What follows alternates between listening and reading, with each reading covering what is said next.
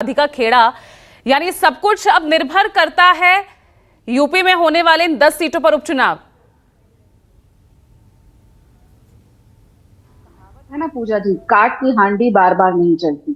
तो एक बार अगर ऐसा नतीजा आ गया लोकसभा चुनाव में, तो इसका मतलब ये नहीं है कि इंडिया अलायंस का गठबंधन दोबारा ऐसा परफॉर्म कर लेगा। देखिए, अब हम जैसे हम बैठ के जैसे बैठक कर रहे हैं और मीटिंग कर रहे हैं, अपनी हार के ऊपर चर्चा कर रहे हैं, आगे जाने का प्लान बना रहे हैं। अब मुझे बताइए, आज तक कांग्रेस पार्टी ने कब ऐसा किया है? छत्तीसगढ़ में 3 चुनाव बैक टू बैक हार गए, आज तक मीटिंग नहीं हुई। तो ये लोग अपनी गलतियों से सीखते नहीं है। अब रही बात, जब उत्तर प्रदेश में आते हैं, ये सब जानते हैं कि जो कांग्रेस का स्ट्राइक रेट है, जब वो अपने आप लड़ते हैं तो 26% है, जब वो किसी के साथ अलायंस में लड़ते हैं तो 50% है। तो किस तरीके से पैरासाइट बन के दूसरी अपने अलायंस का वोट खाकर वो लड़ते हैं और जीतते हैं, वो ये बात रियलाइज कर रही है। समाजवादी पार्टी भी रियलाइज कर रही है और बाकी पार्टी भी महाराष्ट्र की रियलाइज कर रही है। अब ये भी देखना होगा, देखिए अलायंस भी उनका लोकसभा के लिए था, अब आ गए हैं विधानसभा के उपचुनाव, तो अलायंस अब दोबारा तो रहने वाला नहीं है, क्योंकि यही अलायंस बार बार हार खा चुका है। यही भाई दोनों अखिलेश यादव और राहुल गांधी पहले भी लड़े थे, याद है ना आपको? जब वो खटिया लेकर घूमे थे और लोग खटिया उठा उठा के ले जाते थे, तो अब भी हमने नतीजा देखा। अभी जो हाल ही में 13 सीटों पर उपचुनाव हुए राधिका, उनके रिजल्ट शायद आप भूल गए। बहुत आपका साधुवाद, आपने ये सवाल उठाया, मैं भूल गई थी इस पे आना, ये बहुत अहम बात है। देखिए, उत्तराखंड से शुरुआत करते हैं। उत्तराखंड की 2 सीटें पहली उनके पास थी, वो ऑलरेडी उन्होंने रिटेन करी, ठीक है। बंगाल में आते हैं, ये किस इंडिया अलायंस की विन बता रहे हैं? बंगाल में तो कांग्रेस और टीएमसी एक दूसरे के खिलाफ लड़ी है, तो इंडिया अलायंस की विन नहीं थी वहां पर। हिमाचल प्रदेश जहां इनकी सरकार है, वहां पे हम एक सीट जीत के आए, ये भी सच्चाई है। तो कुछ अलग सा नहीं हुआ है।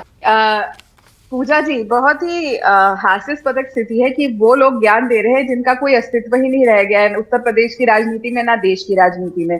किस तरीके से दीदी, किस तरीके से बहन जी डर के बैठी हैं, बाहर क्यों नहीं निकल रही हैं, क्यों ये लोग ऐसे बैठे हैं?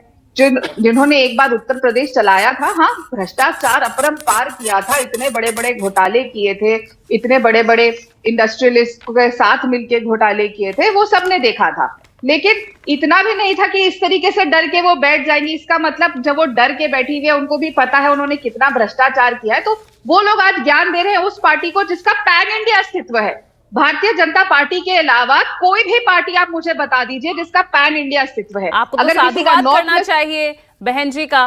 विपक्ष तो आपकी बी टीम करार देता है बीएसपी को, और 16 सीटों पर मददगार भी तो रही थी ना वोट कटवा, और सीधा फायदा आपके उम्मीदवार को पहुंचा था।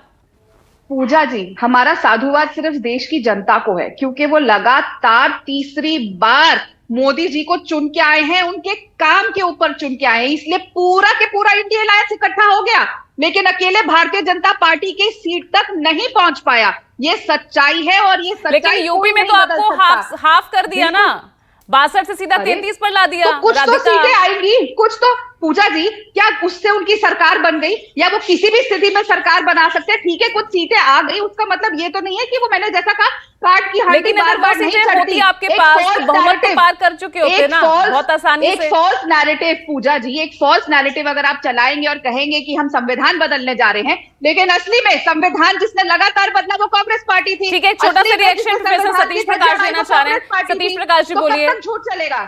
20 सेकंड आपको दे रही हूँ। जी पूजा जी, मुझसे कहा। हाँ बोलिए, कुछ कहना चाह रहे थे आप।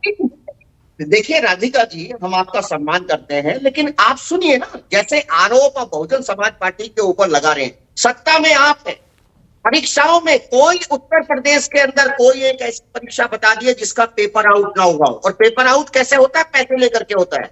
और बाकायदा इसी उत्तर प्रदेश के अंदर जो जज हैं, उनकी कॉपियां बदल दी गई। अरे नीट का आप एग्जाम नहीं करा पाए, आज इसकी सुप्रीम कोर्ट में बाकायदा ये है। ये भ्रष्टाचार की श्रेणी में आता है या किसके श्रेणी में आता है? आपके खुद के उप मुख्यमंत्री ये कह रहे हैं सरकार से चिल्ला चिल्ला करके कि कार्यकर्ताओं का सम्मान नहीं है। एक आपका एक विधायक ट्रांसफर नहीं करा पा रहा, आप देखिए उसमें भ्रष्टाचार की परिसीमा कहां तक है। और सुनिए, मैं राजीव जी की एक बात में ऐड कर दूं कि आजकल ट्रांसफर गोरखपुर के मठ से भी होते हैं। जिनको ट्रांसफर कराना होता है वो मठ से संपर्क कर सकते हैं। ऐसे बोर्ड लगे हुए हैं उत्तर प्रदेश की सड़कों के ऊपर। तो कहीं ना कहीं आप ये जनता जाग चुकी है। दूसरों के ऊपर आरोप लगाने से ये सच है कि बहुजन समाज पार्टी का जो चुनावी प्रदर्शन है वो बहुत बेहतर नहीं है, लेकिन समय के अनुसार जब आप राजनीति में आपकी खामियों के ऊपर चर्चा तभी होती है जब आप राजनीति में कहीं ना कहीं असफल होते हैं। मैं बहुजन चलिए, समाज आपकी कोशिश इन सब चीजों के परिदृश्य में क्या कुछ रहेगी, ये तो जो अभी 10 सीटों पर अब उपचुनाव होंगे, हालांकि तारीखें घोषित नहीं हुए, जब होगी तो वो सामने आ जाएगी।